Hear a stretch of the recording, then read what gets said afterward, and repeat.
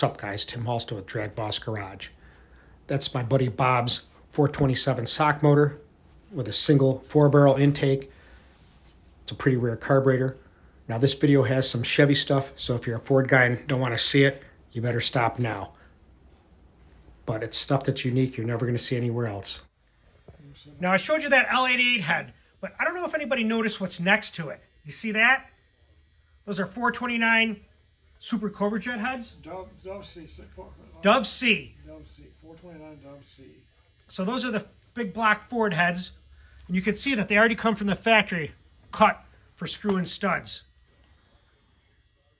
You don't see many of them around. All right, guys. So here's our next little piece of rarity, so to speak. Robert's going to tell us about this engine that's behind us. You know, when you look at it, what is it? Looks like just a regular old 350 Chevy or 327. It doesn't look like much to me because I don't know much about Chevy. But what I'm going to do is I'm going to tell you something. He's going to tell you the story about this. I think it's going to blow you away because it's one of the rarest motors that's probably Chevrolet made, possibly. Robert, tell me about this Chevy that looks like just an ordinary Chevy with some chrome valve covers and some chrome headers. It's a 350 Chevrolet 180 flat crank engine. It's a flat crank. A what? A flat crank instead of Flat plane crank? Flat plane crank, 180 flat crank. Instead of throws at 90 is a flat 180. You got 4 pistons up. Yep. 4 pistons down. Okay. The normal V8 you got 2 pistons up. Right. 6 pistons down. Then you got 4 up, 4 down, flat crank. So it sounds, instead of being like the normal V8, it must sound like an Indy motor. It's got a weird sound to it, I bet, doesn't it? Well, it sounds like 180. It sounds like a hopped up 4-cylinder. Okay. What it sounds like. All right. Because just the way it flies, it's stupid, funny flying on 1872 5436. Okay. Never seen one. I know someone offered me a flat plane Cleveland crank at one time. I should have picked it up, and I probably can still get it, but I didn't know what I was going to do with it. So, how many cranks do they make like this? NASCAR was going to try these. I think Junior Johnson probably owned this because Charlie Stanton was auctioning it. It showed up when I bought it. Wow, Junior Johnson had this? At one time. Okay. They tried everything. Everybody's tried everything on all these different cars. And they've all tried 180 flat. They make power just because of where they're designed. But they've got a resonance, they got a vibration problem that they shake. They vibrate, they shake bolts loose. Probably shake the damn headers off the damn thing. Yeah, they shake the headers off, yeah. I know that they had put the flat plane crank in the Mustang. I don't know the success or how they ran or if they even still have them. So, They rev quick. Okay. That's the advantage? Ford have a balance shaft in their motor to kill some of the vibration. Okay. Because this, if you run it, you can feel a buzz, a resonance in it when it runs.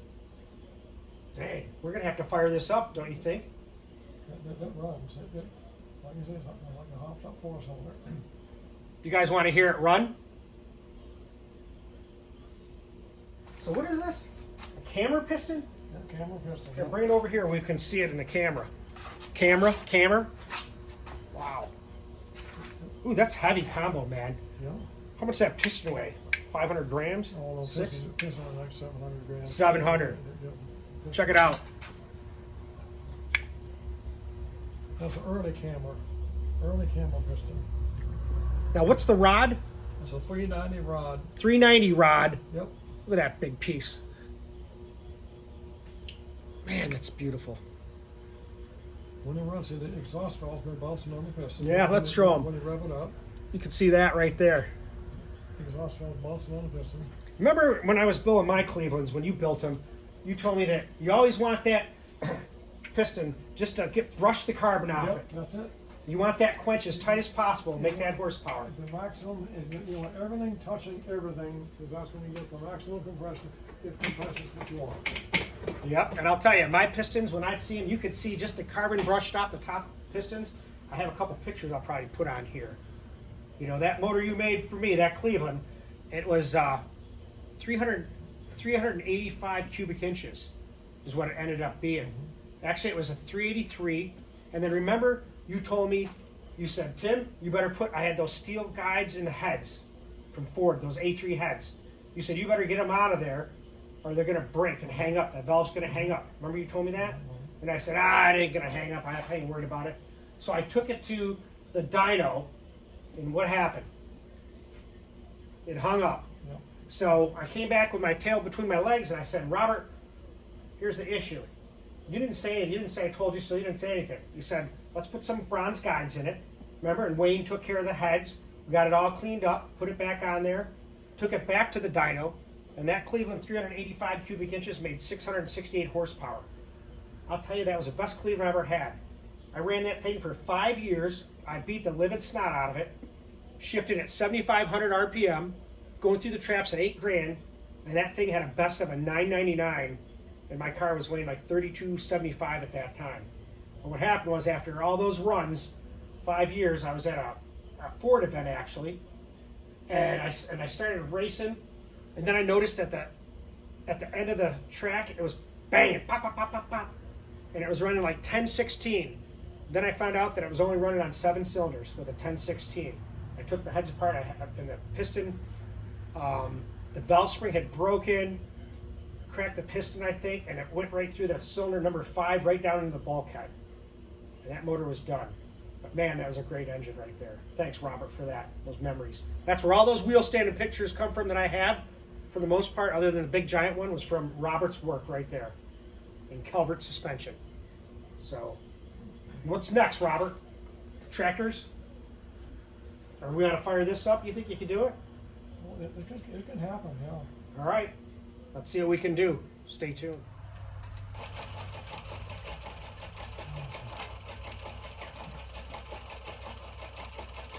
Yeah, don't spray it in our face.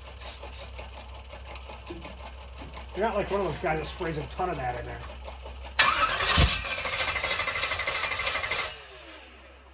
Come on.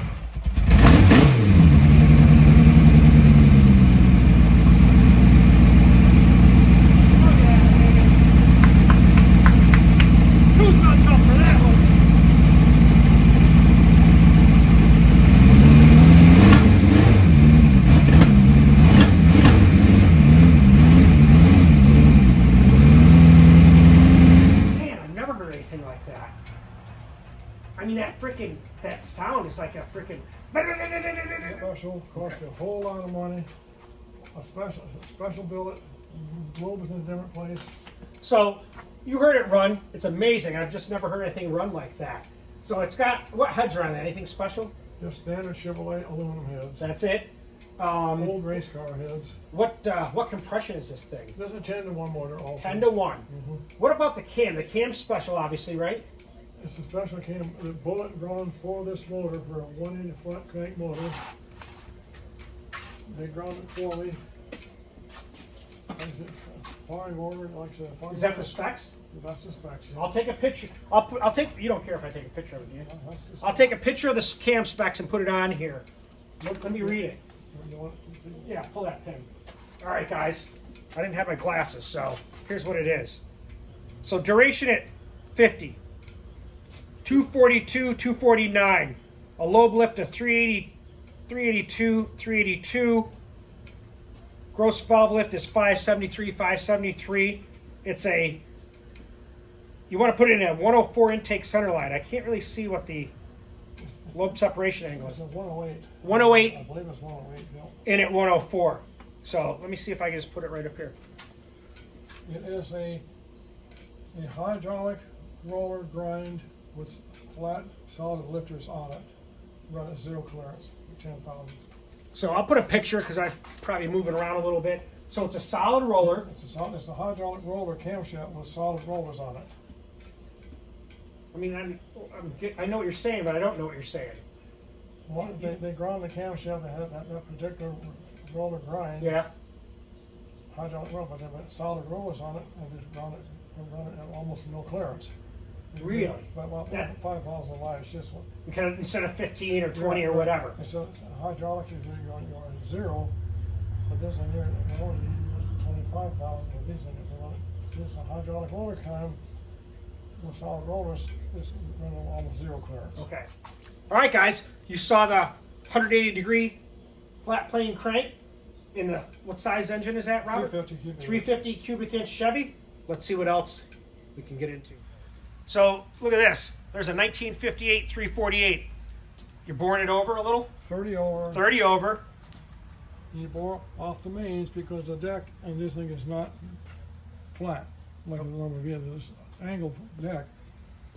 So you have to set up your bore off of the mains off the cylinder. Okay. Hey, who's here? The boss. Are you afraid to be on camera, Gene? Yeah, right. Say hi. I don't look like it. Oh, come on. So this is Bob and his wife, Jean. And you guys have been married for what, 10 years? 60 years. Oh, 60 years. 60, yeah. So I had to add a little to that. My math's terrible. Well, it's good to see you. I've known you for a long time, Gene. Probably since 2005 when I first met you guys. So they're going strong. And I can't wait for their 70th anniversary. We'll have a big party then, too. Right? It don't last that long, Yeah. There. So listen, Robert's got another little, this is kind of current stuff.